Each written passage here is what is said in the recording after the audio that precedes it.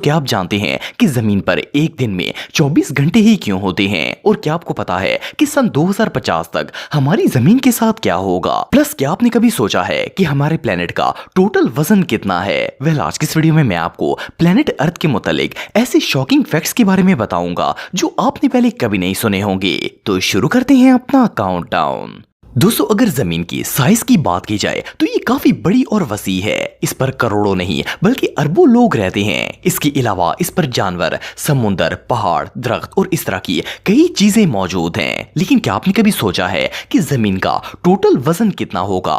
वैसे तो जमीन का एग्जैक्ट वजन पता कर पाना तकरीबन नामुमकिन है, लेकिन साइंटिस्ट की एक टीम ने इस पर कंप्लीट रिसर्च की है। इन्होंने बहुत से फार्मूलाज और मेजरमेंट्स का इस्तेमाल करके जमीन का टोटल वेट नापने की कोशिश की और आप बिलीव नहीं करेंगे कि इन साइंटिस्ट के मुताबिक हमारी जमीन का कुल वजन 13 अरब ट्रिलियन टन से भी ज्यादा है।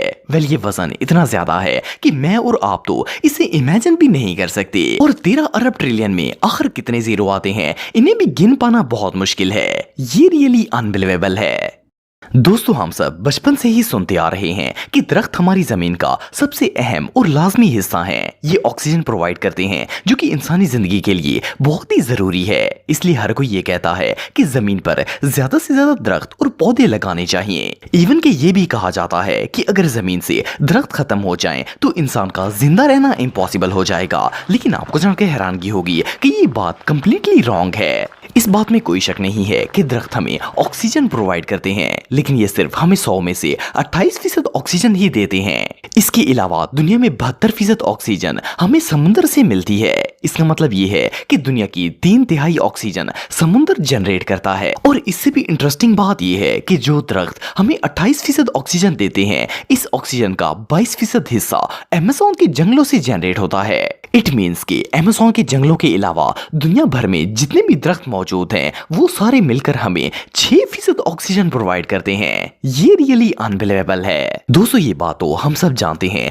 कि एक दिन में 24 घंटे होते हैं और 24 घंटे गुजारने के बाद एक नया दिन शुरू हो जाता है। लेकिन क्या आप जानते हैं कि दिन हमेशा से 24 घंटे का नहीं था। आज से कई हजार साल पहले एक दिन में 21 घंटे ही हुआ करते थे। लेकिन हमारी जमीन में तब्दीलियां आने की वजह से दिन आहिस्ता आहिस्ता बढ़ते गए और अब एक दिन 24 घंटे का होता है। लेकिन अगर जमीन में आने वाली तब्दीलियों की बात की जाए तो इनकी मेन रीजन ज़लज़ले और इरप्शंस वगैरह होती हैं। असल में जमीन क्योंकि एक फ्लो में गर्दिश कर रही है और अगर किसी जगह पर ज़लज़ला वगैरह आता है तो इसका फ्लो टूट जाता है। और जब ये फ्लो टूटता है तो जमीन की स्पीड कम हो जाती है, जिससे वो सूरज के गिर्द अपना चक्कर मुकम्मल करने में देर लगाती है और इससे वक्त ऑटोमेटिकली बढ़ जाता है।